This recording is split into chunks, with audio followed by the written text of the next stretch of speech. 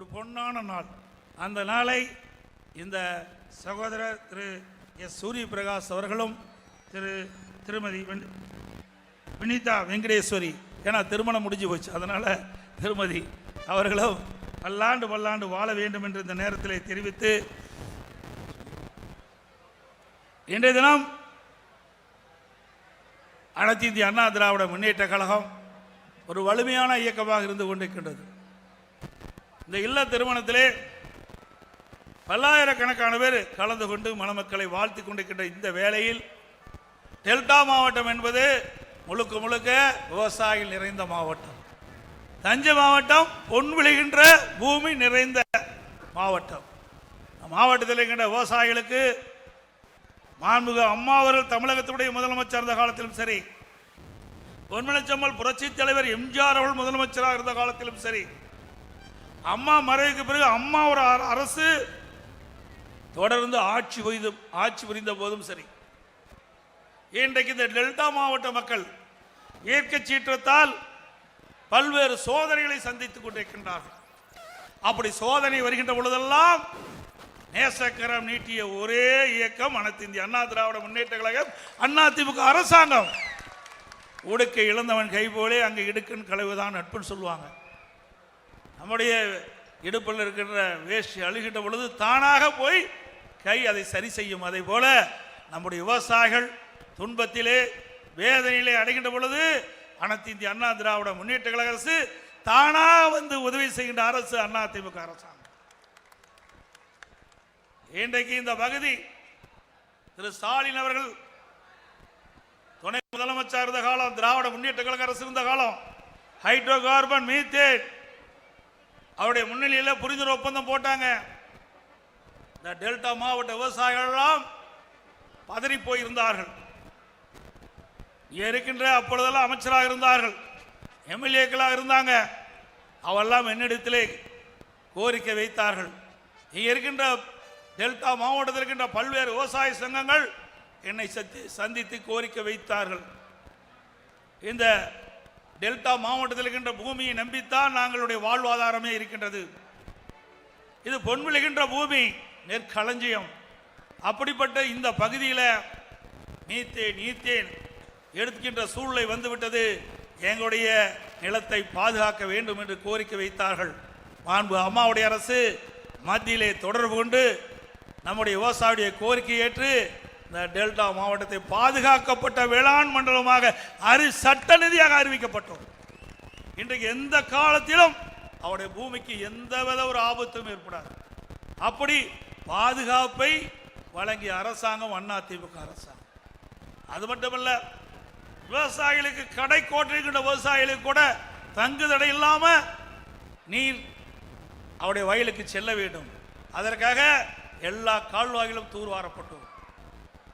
இன்றைக்கு மழை காலங்களிலே பெய்கின்ற நீர் ஒரு சொட்டு நீர் கூட வீணாகாமல் அனைத்து மழை நீரையும் சேமித்து வைக்க வேண்டும் என்ற அடிப்படையில் குடிமராமத்து திட்டத்தை கொண்டு வந்து ஏரி குளம் குட்டை அனைத்தும் தூர்வாரி நீரை சேமித்து வைத்த அரசாங்கம் அதிமுக அரசாங்கம். நீர் மேலாண்மையில் முழு கவனம் செலுத்துறோம். அது மட்டுமல்ல, விவசாயிகளுக்கு உர மானியம், உழவு மானியம், குறுவை சாகுபடி தொகுப்பு எல்லாம் கொடுத்த அரசாங்கம் அதிமுக அரசாங்கம். ஒரே 5 ஆண்டில் 2016 மாண்பு அம்மா அவர்கள் விவசாயிகள் தொடக்க வேளாண் கூட்டுறவு கடன் சங்கத்திலே வாங்கிய பயிர்க்கடன் தள்ளுபடி செய்தார்கள். நான் முதலமைச்சர் இருந்த காலகட்டத்தில் கொரோனா காலம் கடுமையாக விவசாயிகள் பாதிக்கப்பட்டு விட்டார்கள். எங்களுடைய இருக்கின்ற அப்பொழுது அமைச்சராக இருந்தார்கள், எம்எல்ஏக்களாக இருந்தார்கள். விவசாய சங்க பிரதிகள் என்னை சந்தித்து கொரோனா காலத்தில் விவசாயம் பாதிக்கப்பட்டு விட்டது, நாங்கள்லாம் தொடக்க வேளாண் கூட்டுறவு கடன் சங்கத்திலே வாங்கிய பயிர்க்கடனை தள்ளுபடி செய்ய வேண்டும் என்று கோரிக்கை வைத்தார்கள். கோரிக்கை ஏற்று 12,110 கோடி தள்ளுபடி செய்த அரசாங்கம் அதிமுக அரசாங்கம். அதுபோல விவசாயிகள் அவருடைய பம்பு செட்டுக்கு மும்முனை மின்சாரம் வேண்டும் கேட்டார்கள். 2021 ஏப்ரல் 1ஆம் தேதியிலிருந்து விவசாயிகளுக்கு மும்முனை மின்சாரம் 24 மணி நேரம் விவசாயியுடைய பம்பு செட்டை இயக்கலாம். அந்த உத்தரவை வழங்கியதும் அதிமுக அரசாங்கம். இப்படி பல்வேறு வகையில விவசாயியுடைய நண்பனாக, விவசாயியுடைய உற்ற தோழனாக, விவசாயிகள் பாதிக்கின்ற பொழுதெல்லாம் அந்த விவசாயியை காப்பாற்றிய அரசாங்கம் அனைத்து இந்திய அண்ணா திராவிட முன்னேற்ற கழக அரசாங்கம் என்பதை நேரத்தில் சுட்டிக்காட்ட விளைகின்றேன். அது மட்டுமல்ல, விவசாய தொழிலாளி, விவசாயி அவர்களையும் அதிமுக அரசு கண்ணை இமைகாப்பதை போல காப்பாற்றினோம். அவர்களுக்கெல்லாம் பசு வீடுகளை கொடுத்தோம். பொருளாதார மேம்பாடு அடைய வேண்டும் என்பதற்காக விலையில்லா கறவை மாடு, விலையில்லா ஆடுகளை கொடுத்து பொருளாதார மேம்பாடு அடைவதற்கு உண்டான நடவடிக்கை நாங்கள் எடுத்தோம். இதெல்லாம் அதிமுக ஆட்சியில் செய்த சாதனை விவசாயிகளுக்காக. அதே அனைத்து இந்திய அண்ணா திராவிட முன்னேற்ற கழகம் என்று சொன்னால் அது மக்களுடைய இயக்கம். திமுக பொறுத்த வரைக்கும் குடும்ப இயக்கம், குடும்ப கட்சி.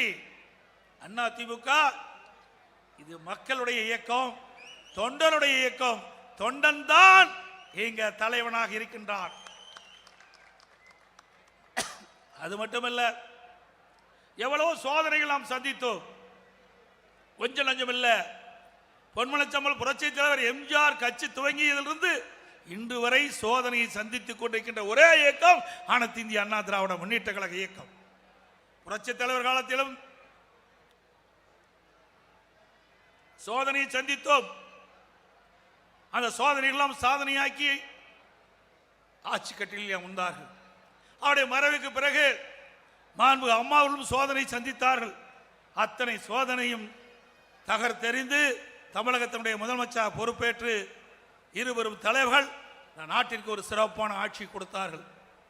அம்மா மறைவுக்கு பிறகு அம்மாவுடைய அரசு சுமார் 4 வருடம் 2 மாத காலம் சிறப்பான ஆட்சியை நாங்கள் கொடுத்தோம். எவ்வளவோ பிரச்சனைகள். நான் முதலமைச்சர் பொறுப்பேற்கின்ற பொழுது கடுமையான வறட்சி, குடிப்பதற்கு கூட தண்ணீர் கிடையாது. அந்த காலகட்டத்தில் கூட விலைவாசி உயரவில்லை. அதுக்கு பிறகு கஜா புயல் டெல்டா மாவட்டத்தை புரட்டி போட்டு போய்விட்டது. அந்த கஜா புயலை சரியான முறையிலே நிர்வாக திறமையின் காரணமாக புயல் எந்த அளவுக்கு அடித்ததோ அதே வேகத்தில் செயல்பட்டு புயலுடைய அடிச்சுவடு இல்லாம நிவாரண பணிகளை செய்த அரசாங்கம் அதிமுக அரசாங்கம். பிறகு கொரோனா, ஓராண்டு வெளியிலே நாம் வர முடியவில்லை. அப்படிப்பட்ட காலகட்டத்தில் கூட மக்களை காத்த அரசாங்கம் அதிமுக அரசாங்கம். ஆக எந்த அரசுக்கும் வராத சோதனையை சந்தித்த அரசாங்கம் அம்மாவுடைய அரசாங்கம் என்பதை இந்த நேரத்தில் கோடிட்டு காட்ட விரும்புகின்றேன். எவ்வளவும் சாதனை படைத்த அரசாங்கம். அப்பொழுது கூட நம்முடைய கடன் அளவு 2021ஆம் ஆண்டு 5,18,000 கோடி. ஓராண்டு வருமானமே இல்லை அரசாங்கத்திற்கு. டாஸ்மாக்ல ₹1 வருமானம் இல்லை. ஒரு வருடம் பத்திரப்பதிவில் வருமானம் கிடையாது, ரோட் டாக்ஸ் கிடையாது, ஜிஎஸ்டி கிடையாது, எக்ஸைஸ் கிடையாது, பெட்ரோல் டீசல் விற்பனையில் வரி கிடையாது. ஒட்டுமொத்தமாக தொழிற்சாலை இயங்கல, கடை திறக்கல, அரசுக்கு வருகின்ற வருவாய் ₹1 கூட இல்லை. அரசாங்கத்துக்கு கொரோனாவில் 40,000 கோடி செலவு. இப்படி காலகட்டத்தில் கூட ஒரு சிறப்பான ஆட்சி கொடுத்த ஒரே அரசாங்கம் அதிமுக அரசாங்கம். திரு ஸ்டாலின் தமிழகத்துடைய முதலமைச்சர் 2001 பொறுப்பேற்று இன்று வரை சுமார் 5 லட்சம் கோடி கடன் வாங்கியிருக்கிறார். 5 லட்சம் கோடி கடனை வாங்கியிருக்கிறார். வந்திருக்கிற தலைவர் மூலம் வந்திருக்கின்றீர்களே, திருமண நிகழ்ச்சிக்கு வந்து மணமக்களை வாழ்த்துக் கொண்டிருக்கின்ற அத்தனை பேரும் சரி, நம்முடைய தமிழகத்தில் வாழ்கின்ற அத்தனை மக்களிலும் தலையிலும் கடனை சுமத்தியதுதான் திரு ஸ்டாலினுடைய அரசாங்கத்துடைய சாதனை. சாதனை என்று சொன்னால் நம் மீது கடனை சுமத்தியதுதான் திமுக ஆட்சியுடைய சாதனை. வேற எந்த சாதனையும் கிடையாது. சிந்திச்சு பாருங்கள். 73 ஆண்டு காலம் தமிழகத்திலே பல்வேறு கட்சிகள் ஆண்டு 2021 வரை 5,18,000 கோடி. 5 ஆண்டில் திராவிட முன்னேற்ற கழக அரசுடைய கடன் 5 லட்சம் கோடி. நிர்வாக திறமையற்ற அரசாங்கம், விலைவாசி உயர்வு, சட்ட ஒழுங்கு சீர்குலைவு, மக்களுக்கு கிடைக்க வேண்டிய நன்மை கிடைக்கல. எங்க பார்த்தாலும் போதைப் பொருள் விற்பனை, போதை ஆசையாமையால கொலை, கொள்ளை, திருட்டு, வழிப்பறிவு, பாலியல் வன்கொடுமை நடக்காத நாளே இல்லை. அப்படிப்பட்ட ஆட்சி இன்றைக்கு நடந்து கொண்டிருக்கின்றது. விரைவில் தேர்தல் வர இருக்கின்றன. அந்த தேரிலே நாம் அத்தனை பேரும் தேனீக்களை போல எருமை போல சுறுசுறுப்பாக செயல்பட்டு மக்களுடைய ஆதரவை பெற்று மாபெரும் வெற்றி தேடி தார்கள் என்று அன்போடு இந்த நேரத்தில் கேட்டு மீண்டும் ஒருமுறை மணமக்கள் சகோதரர் திரு எஸ் சூரிய பிரகாஷ் அவர்களையும் பி வினிதா என்கிற வெங்கடேஸ்வரி அவர்களும் மனமாற வாழ்த்தி இந்த நிகழ்ச்சியிலே பங்கு பெற்றிருக்கின்ற மரியாதைக்குரிய ராமசாமி அவர்களே, சாமுவேல் அவர்களே, கலியமூர்த்தி அவர்களே, செந்தில்மணி அவர்களே மற்றும் கழகத்திலே பல்வேறு பொறுப்புகளை வைக்கின்ற நிர்வாகிகளே, இந்த மன விழாவுக்கு வந்திருந்து மணமக்களை வாழ்த்தி அத்தனை நல்ல உள்ளங்களுக்கும் நன்றி தெரிவித்து விடைபெறுகின்றேன். நன்றி, வணக்கம். பிளே ஸ்டோர் மற்றும் ஆப் ஸ்டோரில் இருந்து பாலிமர் செயலியை QR கோடு மூலம் பதிவிறக்கம் செய்யுங்கள். செய்திகளை உடனுக்குடன் பெறுங்கள்.